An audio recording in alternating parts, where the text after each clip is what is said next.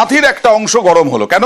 Ration গ্রাহকদের বিক্ষোভ, ration গ্রাহকদের সঙ্গে রেশন ডিলারদের বচসা, রেশন গ্রাহকদের অবরোধ, রেশন গ্রাহকদের বিক্ষোভ, নতুন ও পুরনো ডিলারের মধ্যে গ্রাহক বিভাজনের ত্রুটি, মানে বুঝতে পারলাম না, জানবো প্রতিনিধি সুজিত ভৌমিকের কাছ থেকে কাঁথির দেশপ্রাণ এলাকায় রেশন গ্রাহকদের বিক্ষোভ।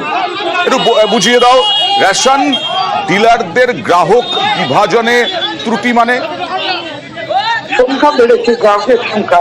একজন যে ডিলার ছিলেন তিনি তার মাধ্যমেই সবাই রেশন নিতেন, কিন্তু যখন জনসংখ্যা বাড়ছে, রেশন গ্রহীতার সংখ্যা বাড়ছে, তখন একজন রেশন ডিলার সবটা সুষ্ঠুভাবে দিতে পারছেন না। সে কারণে নিয়ম মেনে বিবাহ করা হয়েছে, বলা যায় যে বিভাজন করা হয়েছে, এবং সেখানে আরো একটি নতুন রেশন ডিলার তাকে দায়িত্ব দেওয়া হয়েছে। কিন্তু যেই বিভাজন করা হয়েছে, গ্রাহকদের বক্তব্য, বিভাজনের ফলে যারা পাচ্ছেন রেশন নিতে নতুনের কাছে পড়েছে, তাদের মধ্যে বেশিরভাগ অনেক দূর যেতে হচ্ছে, 5 কিলোমিটার, এবং সেটা তাদের পক্ষে খুব সমস্যা। এটা দাবি করে তারা বারবার প্রশাসনকে জানিয়েছেন, এমনটাও বলছেন, এবং শেষমেশ তারা কাঁথিতে রাস্তায় নেমে অবরোধ বিক্ষোভ করে, এবং একই সঙ্গে পুরনো যে রেশন ডিলার তার গোডাউন বা তার বাড়ির সামনে গিয়ে রীতিমতো ক্ষোভ বিক্ষোভ দেখিয়ে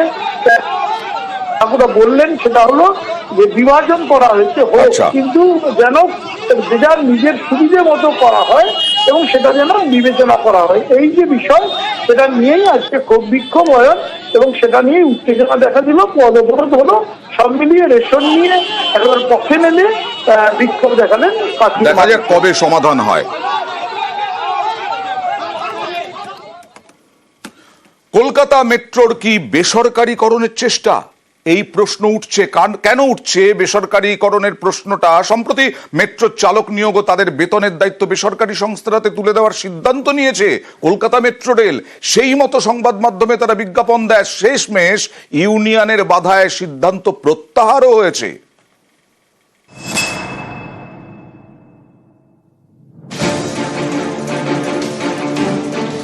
দেশের প্রথম মেট্রো রেল চলে কলকাতায়, দেশের একমাত্র সরকারি মেট্রো পরিষেবাও এই কলকাতায়। সেটাই কি এবার বেসরকারি সংস্থার হাতে তুলে দেওয়ার চেষ্টা? এই প্রশ্নটা উঠছে, কারণ কলকাতা মেট্রো এই বিজ্ঞাপন। গত 7 মার্চ প্রকাশিত এই বিজ্ঞাপনে বলা হয়, কলকাতা মেট্রোর গ্রিন লাইনে ট্রেন অপারেটরের ব্যবস্থা করতে এজেন্সি খুঁজছে কর্তৃপক্ষ। আগ্রহী সংস্থাগুলিকে কলকাতা মেট্রো রেলের অফিসে যোগাযোগ করতে বলা হয়। এজেন্সির হাতে ট্রেন অপারেটিং এর দায়িত্ব দেওয়া মানে কলকাতা মেট্রো সরাসরি চালক নিয়োগ করবে না, তাদের বেতনও দেবে না, সেই কাজ করবে দায়িত্বপ্রাপ্ত বেসরকারি সংস্থা। প্রশিক্ষিত মোটরম্যান চাই, এবং ট্রেন অপারেটর এইভাবে বেসরকারি ভাবে যেটা হচ্ছে, এটা যাত্রী নিরাপত্তার পরিপন্থী। ইন্ডিয়ান রেলে এরকম কোথাও নেই। সেই অর্ডার হয়ে গিয়েছিল যে দিল্লি মেট্রো রেল কর্পোরেশনকে হাতে তুলে দেওয়া হবে। আউটসোর্সিং এর নাম করে এইভাবে ট্রেন অপারেটর নিচ্ছে, এবং এটা যদি কোনোভাবে সফল হয়, তখন আস্তে আস্তে কিন্তু সমস্তটাই বেসরকারীকরণ হয়ে যাবে। মেট্রো চালক নিয়োগ ও তাদের বেতনের দায়িত্ব বেসরকারি সংস্থার হাতে তুলে দেওয়ার সিদ্ধান্ত। মেট্রো কর্তৃপক্ষের এই সিদ্ধান্তের প্রতিবাদে সরব হয় একাধিক ইউনিয়ন। বাধা পেয়ে শেষমেশ সিদ্ধান্ত প্রত্যাহার করে কলকাতা মেট্রো রেল। ক্রমাগত ইউনিয়নগুলি চাপ তৈরি করে এবং শেষমেশ দেখতে পাওয়া যায় যে 10 দিনের মাথাতে সেই বিজ্ঞাপন প্রত্যাহার করা হয়, এবং প্রিন্সিপাল চিফ ইঞ্জিনিয়ারের তরফ থেকে নয়া বিজ্ঞাপনে তারা উল্লেখ করেন যে তারা এই সিদ্ধান্ত, অর্থাৎ অপারেটর নিয়োগের সিদ্ধান্ত আপাতত প্রত্যাহার করছেন। গত 17 মার্চ ফের বিজ্ঞাপন দেয় কলকাতা মেট্রো। নয়া বিজ্ঞাপনে আগের বিজ্ঞপ্তি প্রত্যাহার করে নেওয়া হয়। আমরা মেট্রো রেলের মেন্স ইউনিয়ন সবসময় যে কোনো বেসরকারীকরণের বিরোধী। ট্রেনের পরিচালন ব্যবস্থা পুরো ভারতীয় রেলে সম্পূর্ণটাই রেল নিজে করে, কিন্তু এক্ষেত্রে আমরা দেখলাম হঠাৎ করে প্রশাসন হঠাৎ করে ট্রেন অপারেটরের বিজ্ঞপ্তি দিয়ে দিলেন। আমাদের চাপে প্রশাসন এটা প্রত্যাহার করতে বাধ্য হয়। কলকাতা মেট্রো রেল কর্তৃপক্ষের বক্তব্য, চালক নিয়োগের বিষয়ে দিল্লি থেকে আশ্বস্ত করা হয়েছে। রেলওয়ে রিক্রুটমেন্ট বোর্ডের মাধ্যমে কলকাতা মেট্রোর চালক নিয়োগ করা হবে। এই মুহূর্তে কলকাতা মেট্রোয় 4টি লাইনে ট্রেন চলে। ব্লু লাইন অর্থাৎ উত্তরে দক্ষিণেশ্বর থেকে দক্ষিণে নিউ গড়িয়ার কবি সুভাষ, ইস্ট ওয়েস্টের জন্য গ্রিন লাইন সেক্টর 5 থেকে শিয়ালদা এবং এসপ্লানেড থেকে গঙ্গার নিচ দিয়ে হাওড়া ময়দান, জোকা মাঝেরহাটের মাঝে পার্পল লাইন, নিউ গড়িয়া থেকে রুবি অরেঞ্জ লাইন। দিন দিন কলকাতা মেট্রোর পরিধি বাড়ছে, কিন্তু চালকের সংখ্যা বাড়ছে কই? 2022 সালে তথ্য অনুসারে কলকাতা মেট্রোয় 396 জন চালক দরকার, কিন্তু চালক রয়েছেন 250 জন, অর্থাৎ প্রয়োজনের তুলনায় 146 জন চালক কম। এই চালক নিয়োগের দায়িত্বই বেসরকারি সংস্থার হাতে তুলে দিচ্ছিল কলকাতা মেট্রো রেল কর্তৃপক্ষ। ইউনিয়নের বাধায় শেষমেশ তারা সিদ্ধান্ত প্রত্যাহার করে। আবির ঘোষাল, নিউজ 18 বাংলা। এবার একেবারে অন্যরকম একটা ঘটনা দেখাই। ভালোবাসায় ধাক্কা খেয়ে অন্যরকম মানসিক সমস্যায় অনেকেই বিভাগী হয়ে যান। ইনিও বিভাগী হয়ে গেছেন। হ্যাঁ, গন্ডার, 2 পুরুষ গন্ডার, এর মধ্যে এই পুরুষ গন্ডার সঙ্গিনীকে নিয়ে লড়াই, তারপরে জাতীয় অভয়ারণ্য, মানে একেবারে অভয়ারণ্য ছেড়ে কোথায় চলে গেল? বানারহাটে। মানুষ তো দেখে অবাক, ওখানে কোনো দিন গন্ডার দেখা যায় না, ওখানে গন্ডার আসারই কথা নয়, কিন্তু এই গন্ডার বিভাগী হয়ে পুরো চলে গেল একেবারে বানারহাটে। জঙ্গলে ফেরানোর চেষ্টা বন দফতরের। ডায়না নদীর চরে যে হারে একশৃঙ্গ গন্ডার হঠাৎ করে বেরিয়ে আসছে, সব থেকে বড় জনবসতি এরিয়া, সেখানে একশৃঙ্গ গন্ডার বের হওয়াটা চিন্তার বিষয়। এবং আমরা জানি সকলেই যে ডুয়ার্সের এই জঙ্গলগুলোতে আমার সেই চোরা শিকারীদের নজর থাকে। অবিলম্বে ফরেস্ট ডিপার্টমেন্টকে আরও সক্রিয়ভাবে ডিউটি করা উচিত এবং কী কারণে জঙ্গল থেকে গন্ডার এইভাবে বেরিয়ে আসলো এটা দেখা উচিত। কখনো 3000 টাকার জন্য খুন, কখনো 2000 টাকার জন্য খুন, এসব তো শুনেছেন।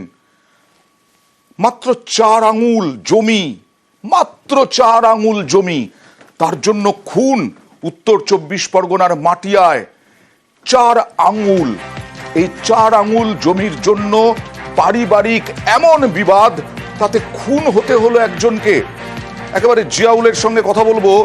জিয়াউল, এই যে তুমি যে স্ক্রিনে আছো সেখানেই আমি দেখাচ্ছি 4 আঙুল, মানে এইটুকু জমি, এইটুকু জমির জন্য খুন। একদম দেখো, একদম 4 আঙুল জমি, অর্থাৎ সেখানে একটি পায়ের পাতা পুরোভাবে বসবে না, সেই জায়গা নিয়েই কিন্তু খুন হতে হলো।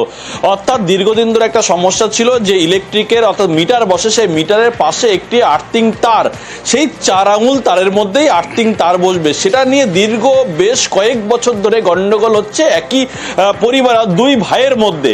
কিন্তু সেটি 2 ভাইয়ের মধ্যে সেই আর্থিং তারটা কার জায়গায় বসবে, সেই 4 আঙুল জায়গার মধ্যে, তা নিয়ে দীর্ঘদিনের গন্ডগোল। একাধিকবার পঞ্চায়েতে বসা হয়েছে, একাধিকবার থানায় জানানো হয়েছে, কিন্তু কোনো সমাধান সূত্র হয়নি এর। এবং আজকেও বসার কথা ছিল, কিন্তু গতকাল রাতে দেখা যায় যে এই জমি নিয়ে 2 ভাইয়ের গন্ডগোল। তখন এক ভাই আর এক ভাইয়ের ভাইপোকে, অর্থাৎ ভাইয়ের ছেলেকে বেধড়ক মারধর করে, লাঠি সোটা বাঁশ নিয়ে মারধর করে। এবং শুধু ভাইপোকে মারধর করা নয়, তার ভাই এবং তার বৌদি, অর্থাৎ তাদেরকেও মারধর করা হয়। অর্থাৎ ভাই এতটা হিংস্র হয়ে যায়, দাদা বৌদিকেও ছাড়েন না, ফলে তার ভাইপোকে খুন করেও তাদেরকেও বাঁশ লাঠি দিয়ে মারধর করা হয়। আশঙ্কাজনক অবস্থা, 2জন হাসপাতালে ভর্তি রয়েছে এই মুহূর্তে। ইতিমধ্যেই থানায় অভিযোগ দেয়, এখনো পর্যন্ত 2জনকে গ্রেপ্তার করেছে মাটিয়া থানার পুলিশ। কিন্তু 4 আঙুল জমি নিয়ে যেভাবে বিবাদ দীর্ঘদিনের, এবং তা নিয়ে খুন হতে হলো এক ভাইয়ের ছেলেকে, ফলে ইতিমধ্যে একটা এলাকায় চাঞ্চল্য সৃষ্টি হয়েছে। তার কারণ শুধুমাত্র 4 আঙুল, যেখানে একটি পায়ের ভাবা যায় না, সত্যিই তাই, ভাবা যায় না এই রকম ঘটনা। জমি নিয়েই মেন, এই 4 আঙুল জায়গা নিয়েই মানে এই সমস্যাটা, আর্থিং নিয়েই সমস্যা। দীর্ঘ 3-4 দিন ধরে একটা আর্থিং নিয়ে ঝামেলা হয়, ঝামেলা হতে হতে কালকে ওই বিষয়ে করে মানে ওইটা আকারটা বড় নেয়, উভয় পক্ষে 2জনের সাথে। হ্যাঁ, মেজো ভাই আর ছোট ভাই, হ্যাঁ, ছেলে আর কাকা, আচ্ছা, ভাইপো আর কাকা নিয়ে ঝামেলা। তারপরে লাস্টে হ্যাঁ ইট মারে, হ্যাঁ, ও বাঁশ ছোড়ে, এরকম ছুটতে ছুটতে তারপরে রাগের মাথায় বাড়ি মারে, 3টে ওখানেই পড়ে যায়। মাথায় কি দিয়ে বাড়ি মারে? বাঁশের বাড়ি মারে। এবার সোদপুরের এক বীর পুঙ্গবকে দেখাবো। এই দেখুন, সিভিক ভলান্টিয়ার, এই সিভিক ভলান্টিয়ার মত্ত অবস্থায় মহিলাদের মারধর করেছে, গ্রেফতারও হয়েছে। তার স্ত্রীর বিরুদ্ধেও মারধরের অভিযোগ মহিলাদের। কেন? এই সিভিক ভলান্টিয়ারের স্ত্রীর বিরুদ্ধেও মারধরের অভিযোগ, কারণ লোনের নাম করে লক্ষাধিক টাকার প্রতারণা। এলাকার মহিলাদের সঙ্গে প্রতারণায় সিভিকের স্ত্রীর। সিভিকের বাড়িতে গেলে স্থানীয় মহিলাদের ওপর চড়াও সিভিকের স্ত্রী প্রথমে, তারপরে মদ্যপ সিভিক ভলান্টিয়ার এই বীর পুঙ্গব সন্তু দেবনাথ, এও চড়াও হয় অন ডিউটিতে থাকাকালীন। আর অন ডিউটিতে মত্ত, মারধরের পাশাপাশি প্রাণনাশের হুমকিরও অভিযোগ। ডালিয়া মুখার্জি, আমাদের পাড়ায় গান্ধীনগরে একটা লোনের সংস্থা বসিয়ে সবার থেকে প্রায় 30 লাখ টাকা তছরূপ করেছে। সবাইকে আমাদের ওর বর সিভিক পুলিশ সবাইকে আমাদের 6 জনকে লাঠি চার্জ করে মেরে মেডিকেল করে দিয়েছে। এই মেয়েটার তো মেডিকেলই হয়েছে। আমি পার্সোনালি দিয়েছিলাম আমার থেকে 3 লাখ টাকা, টোটাল অ্যামাউন্ট আমাদের হচ্ছে 30 লাখ টাকা। আমি যখন টাকাটা চাইতে যাই আমার লোনের টাকাগুলো, ওর বর আমাকে এমন ভাবে মারে আমি সেখানে স্পটে অজ্ঞান হয়ে যাই মারাত্মক ভাবে। তখন সেই মুহূর্তে আমার কোনো জ্ঞান ছিল না। হ্যাঁ, সিভিক ভলেন্টিয়ার অন ডিউটি অবস্থায় ছিল না। আমি চাইছি আমার টাকাটা যাতে আমি পাই, আমার ছোট বাচ্চা আছে তার আমার ট্রিটমেন্ট করতে হবে, আর আমি চাই ওর জন্য শাস্তি হোক।